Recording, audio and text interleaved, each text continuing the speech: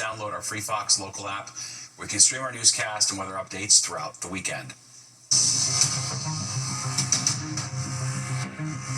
The gantry is still taking a toll on drivers entering the congestion pricing zone, and the deadline from the Trump administration to New York to turn them off is technically this Sunday. Yeah, this comes as a judge has dropped several lawsuits trying to end the controversial toll for good. Fox 5's Jessica Formoso is live on the east side with where things stand tonight. Hi, Jess. Natasha and Steve, well, the judge who will be hearing arguments from the federal government regarding congestion pricing is the same judge who's ruling on other congestion pricing cases. And that judge has dismissed a number of arguments to stop the tolling program. Now, on Thursday, Judge Louis Lyman rejected claims from four groups, including the Coalition of Neighbors known as New Yorkers Against Congestion Pricing Tax and the New York Trucking Association. The groups argue the program will create more pollution and claim the state did not follow proper procedure to move forward with congestion pricing, but the judge believes otherwise. You're about to hear from the plaintiff's attorney as well as Justin Balick, who's from Evergreen Action, who says the government doesn't have a leg to stand on this legal case. It's been clear for some time that New York went above and beyond to follow the law, to follow the process, to get this program up and running. The judge has affirmed that over and over again. The issue before Judge Lyman in the suit brought by the MTA is whether the federal government acted arbitrarily and capriciously. I can't predict how he will rule.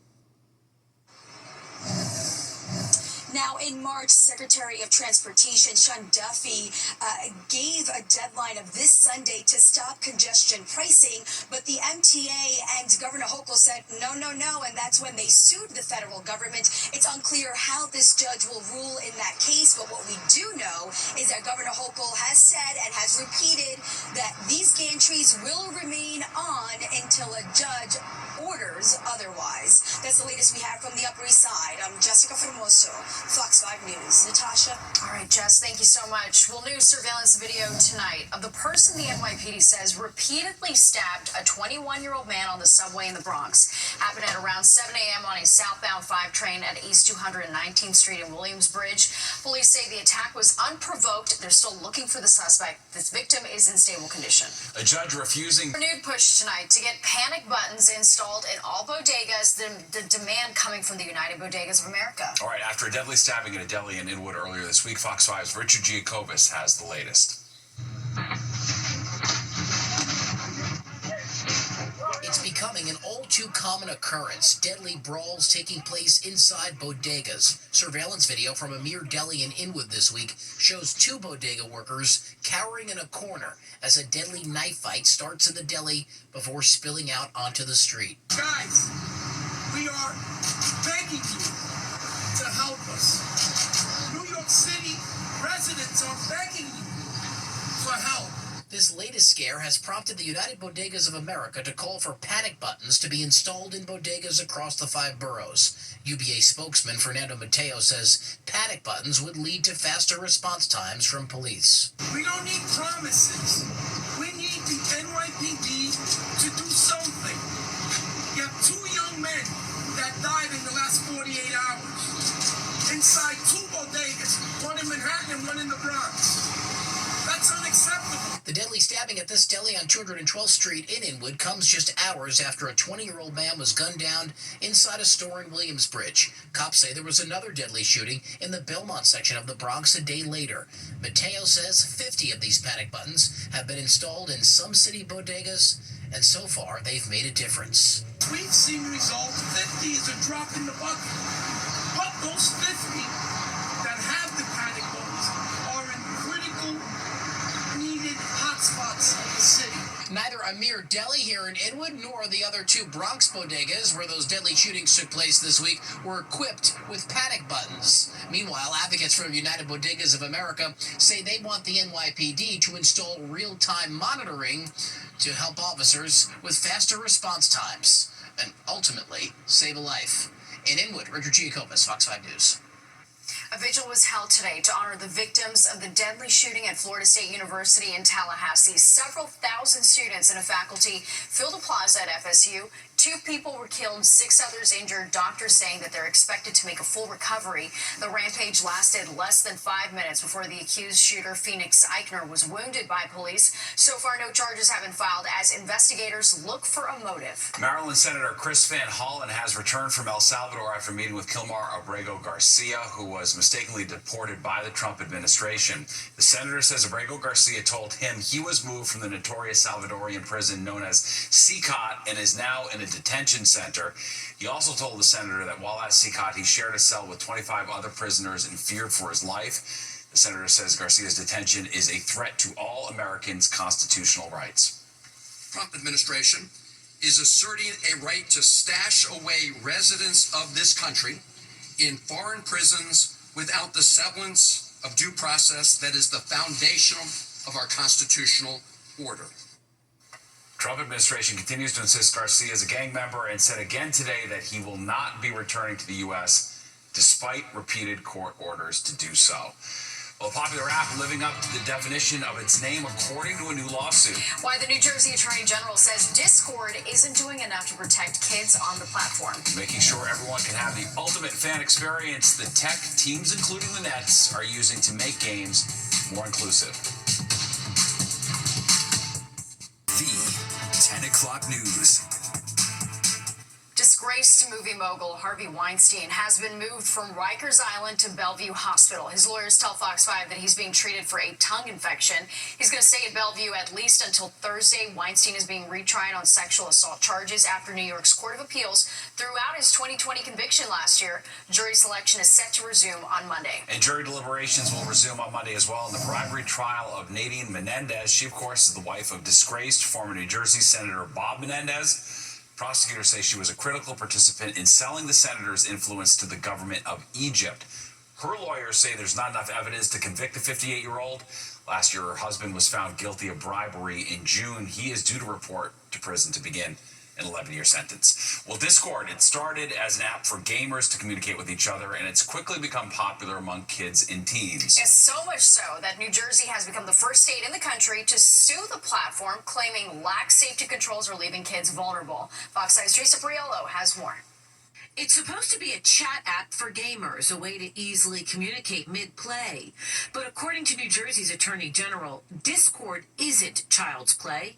What happens on the app's platform might be much more sinister, an open market for predators to deceive kids and teens. My office became the first state in the nation to sue Discord in state court for misleading and deceiving kids and parents about the safety of their app, and as a result, leaving children vulnerable to harassment, abuse, and sexual exploitation by predators who lurk on their platform.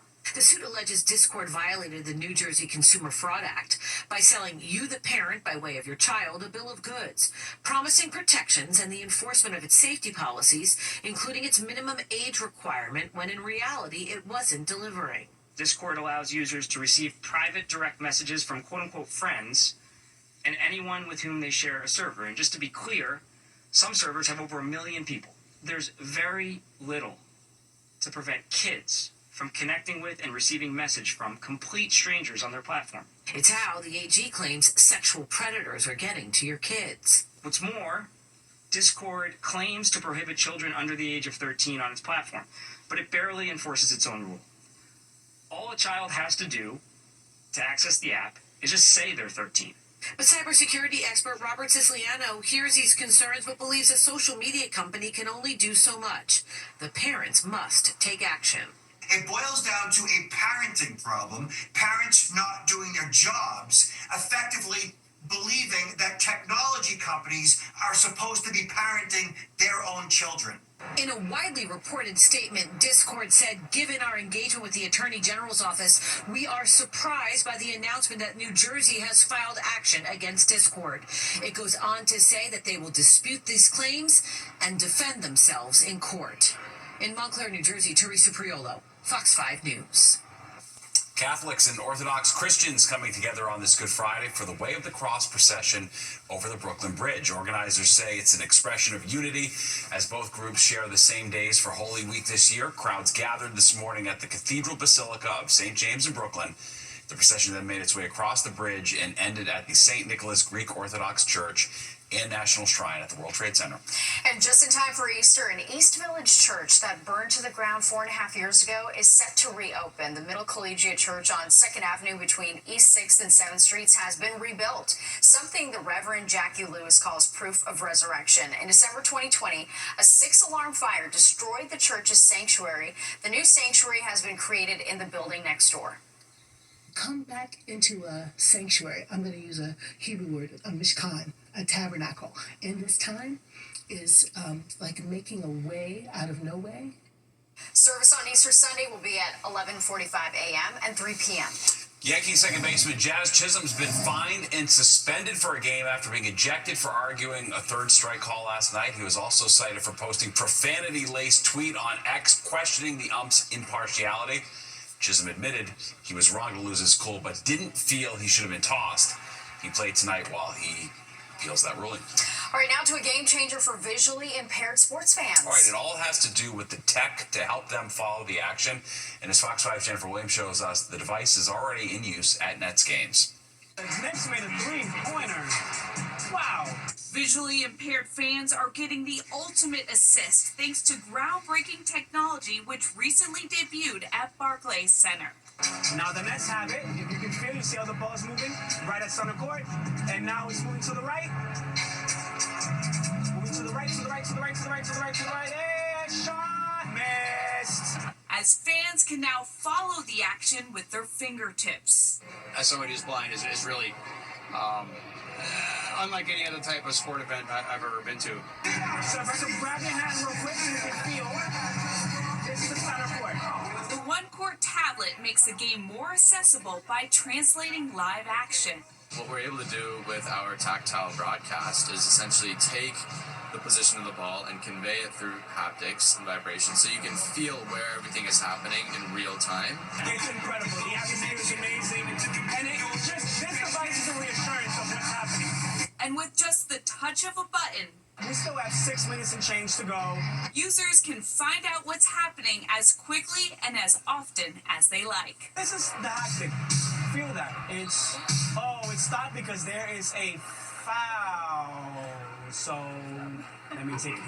There's a Brooklyn foul. Just 12 months ago, we weren't in any venues, and you fast forward to today, and we're in 5 NBA arenas, and it's pretty powerful. The Nets are the first pro team on the East Coast to pilot the technology, and on Sunday hosted a group from Visions, an organization that aims to help the visually impaired lead more independent lives. I never stopped liking sports.